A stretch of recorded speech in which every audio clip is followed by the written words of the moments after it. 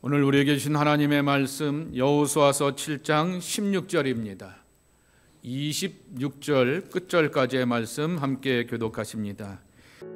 이에 여호수아가 아침 일찍이 일어나서 이스라엘을 그의 지파대로 가까이 나아오게 하였더니 유다 지파가 뽑혔고, 유다 족속을 가까이 나아오게 하였더니 세라 족속이 뽑혔고, 세라 족속의 각 남자를 가까이 나아오게 하였더니 삽디가 뽑혔고, 삽디의 가족 각 남자를 가까이 나아오게 하였더니 유다 지파 세라의 증손이요 삽디의 손자요 갈미의 아들인 아간이 뽑혔더라.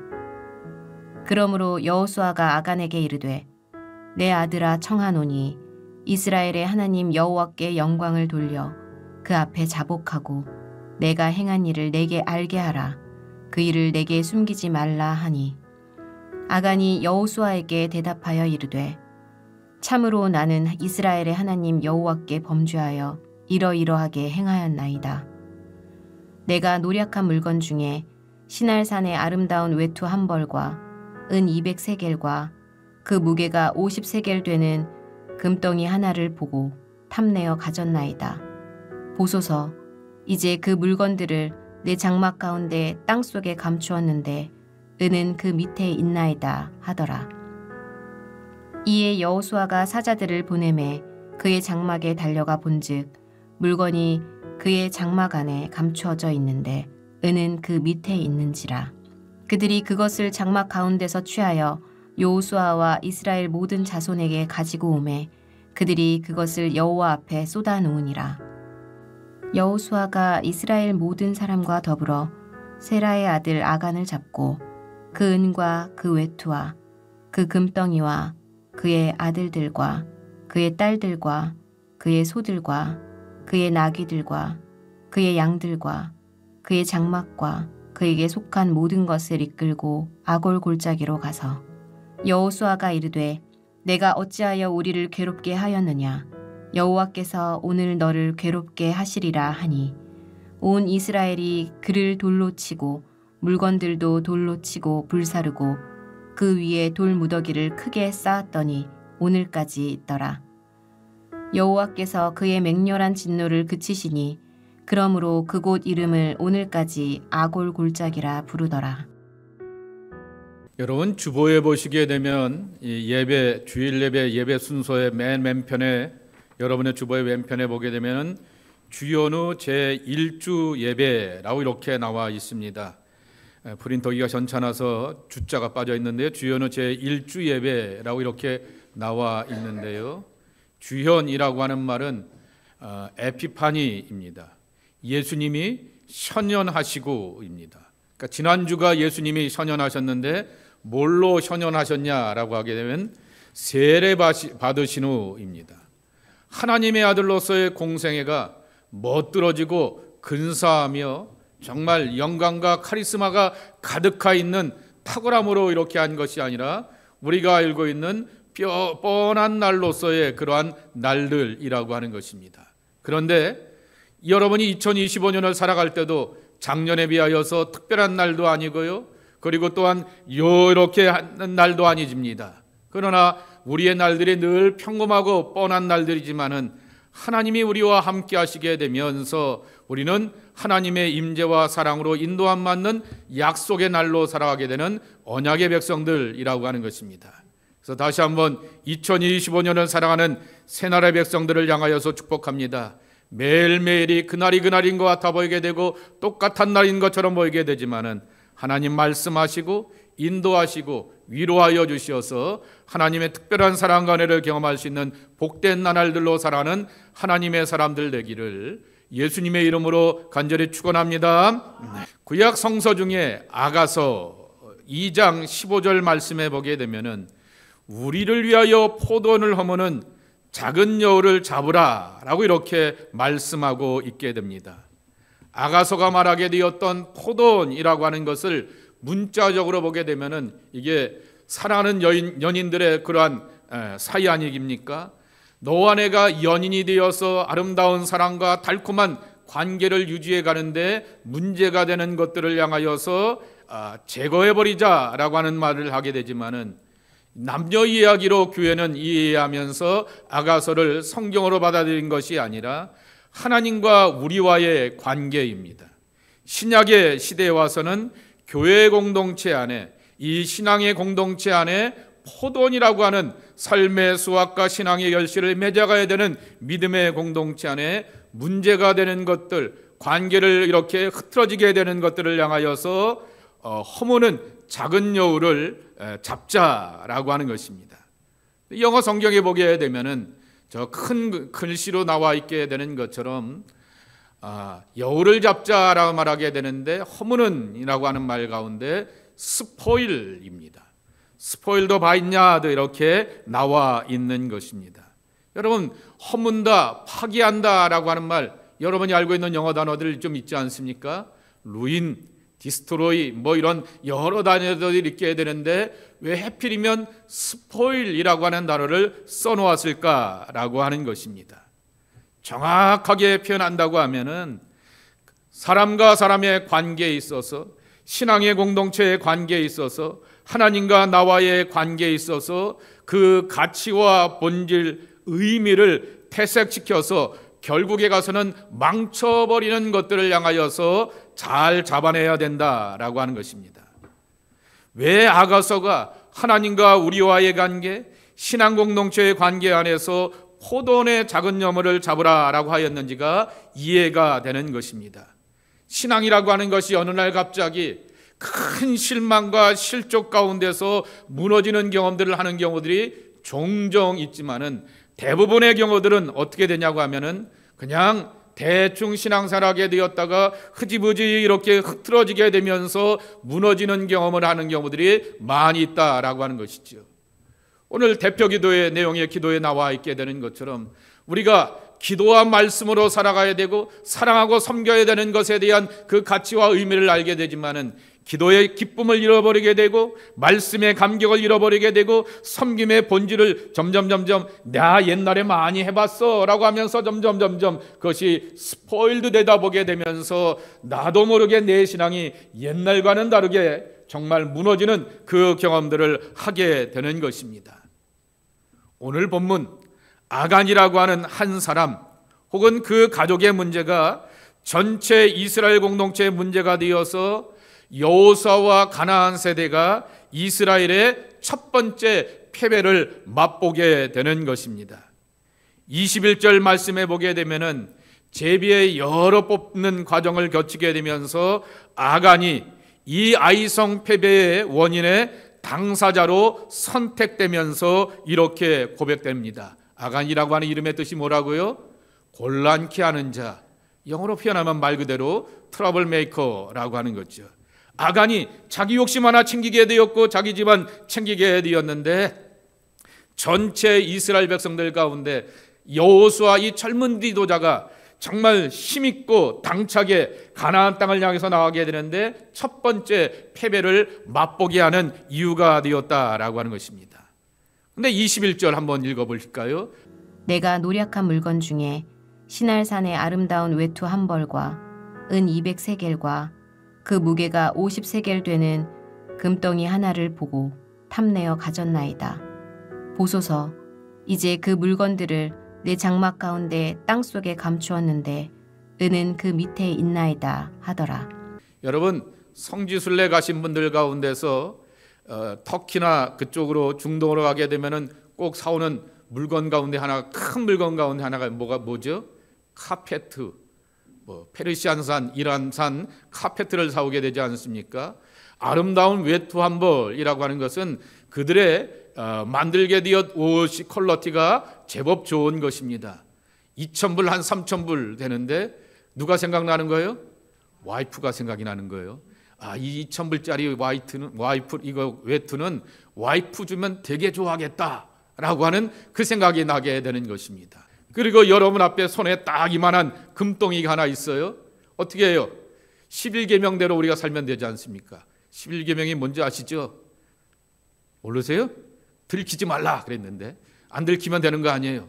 안 들키면 딱 되는 것처럼 생각하고는 주머니에다 딱 집어넣고 따로 챙겨놓게 되었는데 이것이 문제가 되어서 이제 패배를 맛보게 되었다라고 하는 것입니다. 근데 제가 눈에 걸리게 되는 단어가 내가 노력한 물건 중에입니다. 정확한 표현은 우리가 얻게 되었던 전리품 중에라고 하는 것입니다. 우리가 얻게 되었던 전리품 중에라고 하는 것입니다. 전리품은 하나님께서 이스라엘 백성들에게 승리를 허락해 주시게 되어서 얻게 되었던 것이지, 내가 싸우고 노력하여서 여리고성을 무너뜨리면서 얻게 되었던 결과들이 아니다라고 하는 것입니다. 그런데 하간의 입에서 나오게 되었던 것은 내가 마치 칼 들고 창 들고 싸워서 이겨서 목숨 거쳐서 이렇게 얻은 것처럼 고백하게 되었다라고 하는 것이죠. 개인적으로 욕심날 만한 그러한 물건들이었지만은 전체 공동체 안에는 실패와 좌절을 안겨주게 되었던 아픈 이 경험이 되었던 것입니다. 자기중심적인 신앙생활이 공동체에 큰 문제가 되었던 이야기가 사도행전의 아나니아와 삽비라의 죽음의 이야기라고 하는 것입니다. 몇 번 사도행전 5장에 나오게 되었던 아나니아와 삽비라의 죽음에 대하여서 설명을 드리게 되었던 것처럼 헌금 생활의 문제가 아니라고 하는 것입니다. 아나니아와 삽비라가 거짓말을 하였기 때문에 죽음을 맞이하게 되었다라고 하는 이야기가 아니라고 하였던 것입니다.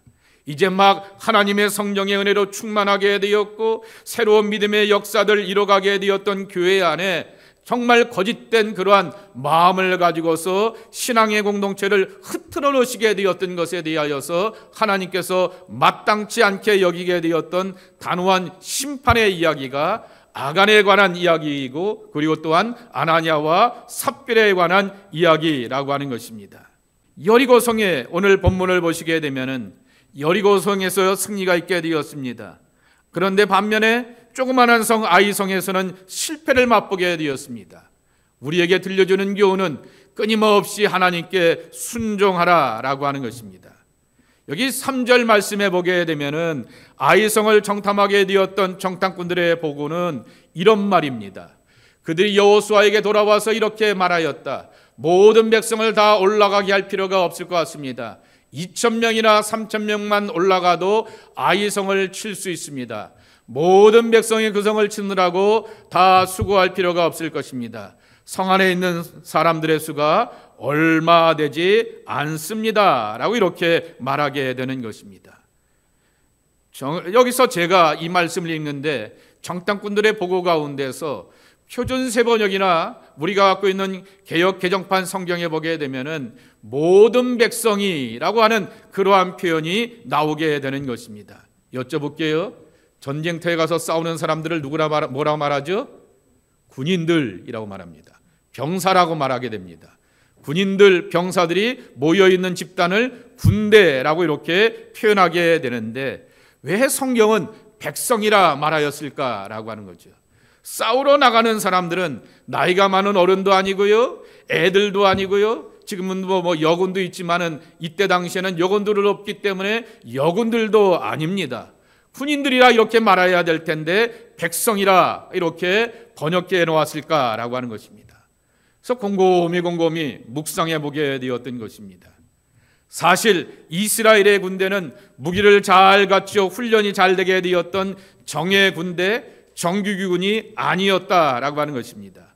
이집트나 주변에 있는 가나안 지역의 군대와 비교하게 보게 되면은 형편없는 그러한 처지였기 때문에 정확한 의미로서 백성이라고 말하게 되는 것이 맞는 표현이라고 하는 것입니다.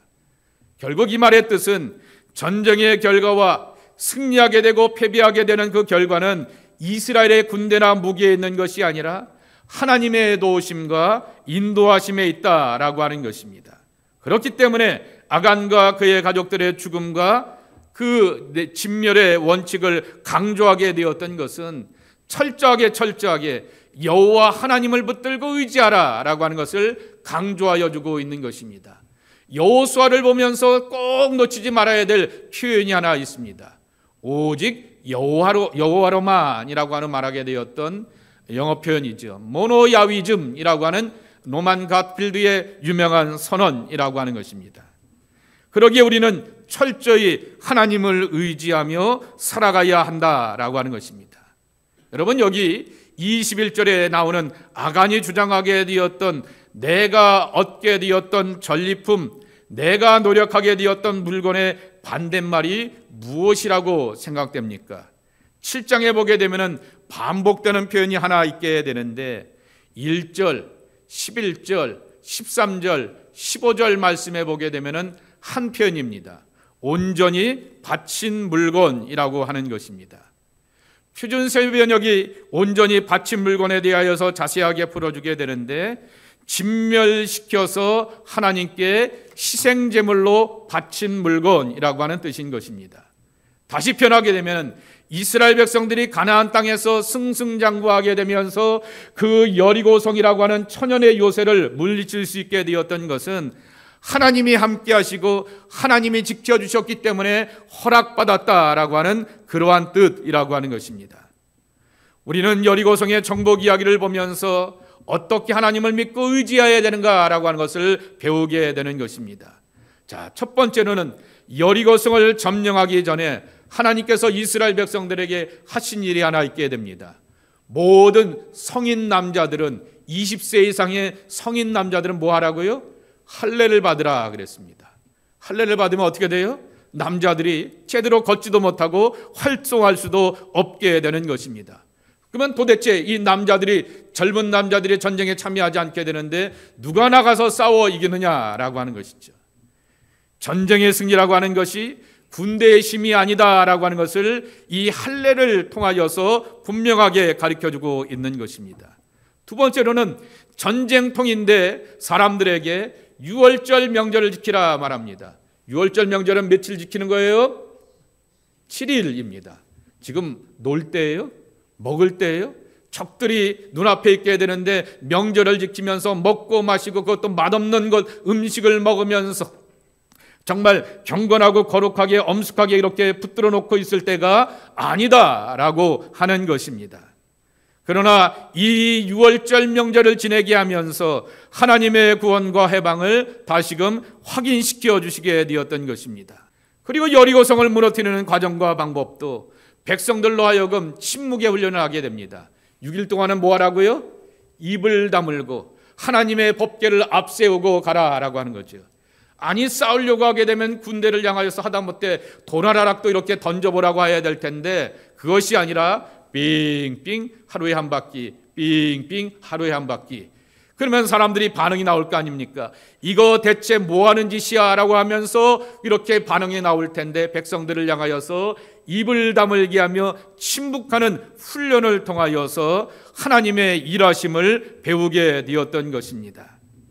전쟁의 승리는 하나님의 임재, 여리고성에서 경험하게 되었습니다. 그리고 아이성의 패배를 통하여서 하나님의 부재, 하나님이 없게 되면은 실패하게 되고 패배를 맛보게 된다라고 하는 그 경험을 얻게 되었던 것입니다. 우리는 이 아이성의 실패 이야기와 아간의 이야기를 통하여서 배우게 되는 것은 사람은 믿을 만한 존재가 되지 못한다라고 하는 것입니다.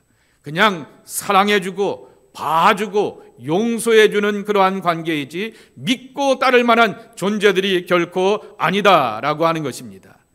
그리고 하나님께서는 이스라엘 공동체가 언약의 백성으로서 우리는 하나님 앞에 선택받은 백성이야 라고 하는 자부심을 갖고 사는 것이 아니라 겸손히 그리고 진실하게 오직 여호와 하나님만 붙들고 의지하며 살 것을 분명하게 가르쳐 주셨다라고 하는 것입니다.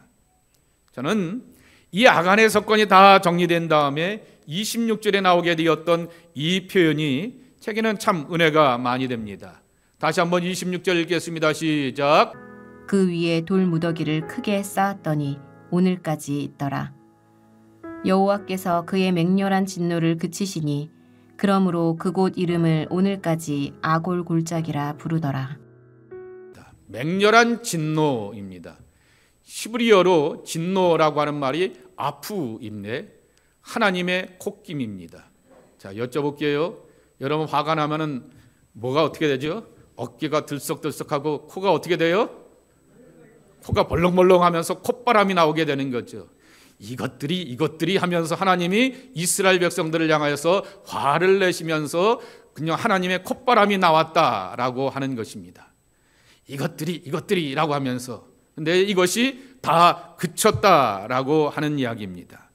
근데 이게 이 아프라고 하는 단어가 싱글러, 단수로 쓰이게 되었을 때는 콧김이라고 하는 말이게 되는데, 중요한 것은 이게 복수로 쓰이게 되면은 콧구멍이라고 하는 것입니다. 여쭤볼게요. 저도 2개를 갖고 있는데 아마도 여러분들도 2개 갖고 있을 거예요. 그렇죠? 뭐죠? 콧구멍이 몇 개예요? 2개예요. 그래서 하나님의 콧구멍이라고 하는 말이 됩니다. 그런데 재미난 것이 이 콧구멍이라고 하는 말이 뭐가 되냐고 하면은 하나님의 생기가 들어가는 통로입니다. 창세기 2장 7절입니다. 그 코에 생기를 불어넣어 주시게 되었더니 사람이 생명이 되어서 정복하고 다스리며 그 땅에 충만한 삶을 살아가게 되었다라고 하는 거죠. 하나님의 콧바람이 우리에게 임하게 되면 아간의 허물과 들키지 않는 죄처럼 보이게 되지만은 정확하게 드러나게 되어서 심판과 집안의 멸망으로 다가오게 되고 전체 이스라엘 백성들에게 패배의 아픔이 되게 되지만은, 그러나 하나님의 생명의 생기가 우리 안에 들어오게 되면 우리는 정복하고 다스리면서 창조적인 삶을 살아갈 수 있는 약속의 백성이 될 수가 있다라고 하는 것입니다. 그러기에 하나님의 말씀을 붙들고 하나님의 은혜를 철저히 따라갈 줄 아는 우리 모두가 되어야 하겠습니다. 2번째로는 훈련된 경건이 하나님의 거룩하심을 알게 한다라고 하는 것입니다. 아이성의 패배를 통하여서 하나님께서는 여호수아에게 이스라엘 백성들을 다 불러모고 제비뽑기를 하게 됩니다. 그리고 그 전에 당부하는 것이 하나 있습니다. 13절입니다. 너희는 내일을 위하여 스스로 거룩하게 하라 입니다. 도대체 어떻게 거룩하게 하는 것일까 입니다. 근데 추석에 보게 되니까 이스라엘 백성들이 거룩의 훈련 가운데 하나가 뭐냐라고 하게 되면은 옷을 빨아 입는 것이라고 하는 거죠. 세탁소에 가서 옷을 빨고 빨래터에 가서 옷을 빠는 것은 그러한 냄새나고 더러운 것들을 이렇게 깨끗하게 씻는 의미뿐만 아니라 내가 하나님 앞에 가기 위하여서 마음의 준비를 한다라고 하는 것입니다. 이렇게 경건하지 않기까지는 너희의 원수와 맞설 수 있는 힘이 없을 것이다 라고 말씀하여 주었던 것입니다. 이스라엘 백성들의 성결과 거룩은 거룩하신 여호와 하나님께서 함께 하시게 되는 은혜의 조건이라고 하는 것입니다. 거룩과 성결은 하나님의 나라를 소유하기 위한 하나님 나라의 패스워드입니다. 하나님 나라라고 하는 그 문을 열고 들어가야 될 텐데 패스워드가 모르면 들어갈 수가 없는 것이죠. 그래서 베드로전서 1장 16절 말씀에 보게 되면은 내가 거룩하니 너희도 거룩할지어다라고 말씀하여 주었습니다. 이것이 하나님과 우리 사이에 코드 맞춤이 되어야 한다라고 하는 것입니다. 제비뽑기의 과정을 통하여서 스스로 자기 자신을 돌아보고 회개하며 자복하라고 하는 그러한 명령이라고 하는 것입니다. 보통 이스라엘 사람들이 제비를 뽑게 되었을 때는 이스라엘 사람들이 재판을 하게 되었을 때는 증인이 몇 명 이상이죠? 2명 이상입니다. 그리고 물증이 없게 되었을 때 이거 도대체 누가 했지라고 하는 것을 알지 못하게 되었을 때 지금이야 CCTV를 틀어보고 지문을 찍어보면 알지만은 그때는 그러지 못하게 되니까 제비를 뽑게 되었던 것입니다. 나는 아니겠지라고 하는 것이 아니라 이 경건의 과정들을 통하여서 내게 주신 회개의 기회로 알고 하나님 앞에서 온전해지고 거룩한 모습으로 나갈 수 있는 그러한 모습이 되어야 한다라고 하는 것입니다. 결국 제비뽑기의 과정을 통하여서 아간이 지파 속한 지파 유다 지파가 뽑히게 되었습니다. 그 지파 가운데서 여러 족속이 있게 되었는데 아간의 족속이었던 세라 족속이 뽑히게 되었습니다. 그리고 그 사람들 가운데서 또한 아간의 집안이었던 삽디 가문이 선택되게 되었습니다. 그리고 그 삽디 가문에 있는 모든 남자들을 불러놓고 제비를 뽑게 되었는데 마지막에 가서 아간을 향하여서 제비가 뽑히게 되었다라고 하는 것입니다. 몇 번의 경건의 모습으로 돌아오고 회개할 기회가 있게 되었지만은 그 기회를 놓치면서 여호와께 뽑히는 심판의 불행을 만나게 되었고 그와 그 가족이 비참함을 만나게 되었다라고 하는 것입니다. 저는 이 여호수아를 오래 보게 되는데 오래 보게 되면서 새롭게 다가오게 되었던 여호수아의 따스한 모습입니다. 젊고 그리고 표현이 좀 그렇지만은 단순 무식하게 되었던 여호수아, 용맹하기만 하였던 여호수아라고 생각하게 되었는데, 굉장히 인간적인 그러한 여호수아가 보여지게 되면서 지도자로서의 바른 리더십도 우리에게 배우게 하는 것입니다. 19절 말씀입니다. 뭐라고 여호수아가 아간을 부릅니까? 나의 아들아 라고 부르게 되는 것입니다.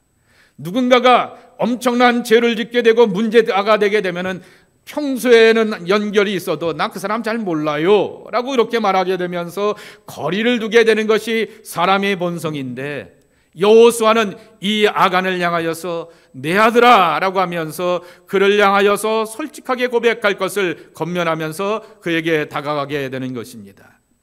그러며 긍휼을 가진 아버지와 같은 마음을 가지고서 여호와께 영광을 돌리라 라고 말하게 되는 것은, 이 모든 것을 하나님이 알고 계시니 전지전능하신 앞에서 고백하라 라고 하는 것입니다. 아간은 이것을 깨닫고 자신의 잘못을 인정하게 됩니다. 그러나 심판은 심판이라 아간과 그의 온 가족이 돌로서 심판을 당하게 되는 것입니다. 여러분 한번 생각해 보세요. 이 아간과 그의 가족들을 향하여서 돌로서 심판하게 되는 것은 이스라엘에 있어서 가장 분명하고 잔혹한 심판이게 되는데, 누군가가 한 사람이 나타나서 그 시대에 망나니가 있어서 이렇게 해야 한다라고 생각해 보십시오. 그도 엄청난 상처였을 것입니다. 그런데 전체 이스라엘 백성들이 함께 돌로 치라라고 말씀하여 주셔서 언약의 백성들이 한 사람도 흐트러지지 않기를 원하게 되었던 공동체의 거룩함을 요구하시게 되었다라고 하는 것입니다. 그래서 아간의 가족들이 매장된 것이 아골골짜기, 그 이름의 뜻이 뭐라고요? 괴로움의 골짜기라고 하는 것입니다. 그런데 전체 이스라엘 백성들의 아픔과 고통이었던 이 아골골짜기에 대하여서 하나님께서는 호세아 선지를 통하여서 회복의 말씀을 주고 있는 것이죠. 오늘 이 말씀을 함께 나눠보려고 합니다. 호세아서 2장 14절서부터 16절 우리 함께 차근차근 한 목소리를 읽겠습니다. 하나님이 우리를 타일러 그랬습니다. 하나님을 배신하고 하나님을 멀리하게 되었던 이스라엘 백성들을 향하여서 타일른다라고 하는 거죠. 권면하고 위로한다라고 하는 그러한 뜻을 담고 있습니다. 그리고 하나님이 권면하고 위로하시는데 어디로 데려가신다고요? 거친들입니다. 어느 누구도 광야를 좋아하지 않습니다. 어느 누구도 광야에서 거하거나 머물고 싶어 하질 않습니다. 편안하고 안락한 집이 있기를 원하고 등 따시고 그 배부를 수 있는 그러한 삶의 공간으로 가려고 하게 되는데, 하나님 왜 거친들입니까? 라고 말하게 됩니다. 근데 거기서 말로서 먼저 위로하신다 그랬습니다. 두 번째로는 아골골짜기로 소망의 문을 삼아주리니 말하게 됩니다. 아골골짜기, 조금 전에도 말씀을 드렸듯이 이스라엘 백성들이 베델 지역에 근방에 있게 되었던 아골골짜기를 지나가게 되면 누구를 떠오르게 됩니까? 아간의 저주를 떠오르게 되고 아간의 심판을 떠오르게 될 텐데, 거기로 하여금 뭐가 된다고요? 소망의 문이 되게 하신다라고 하는 것이죠. 끝났다라고 생각하게 되었고 심판으로 끝난다라고 말하게 되는데 아니다라고 말합니다. 하나님이 함께 하시고 하나님이 인도하여 주셔서 새 시대의 문을 열어주시고 새 날의 소망으로 함께 해주시고 새 희망의 꿈과 백성들로 그들을 인도하여 주신다고 했습니다. 하나 더입니다. 16절에 보게 되면은 내가 나를 향하여서 뭐라고 부른다고요? 내 남편이라 부르고 다시는 내 바알이라고 부르지 않겠다 그랬습니다. 바알이 무슨 뜻이죠? 주인입니다. 주종관계가 아니다라고 하는 거죠.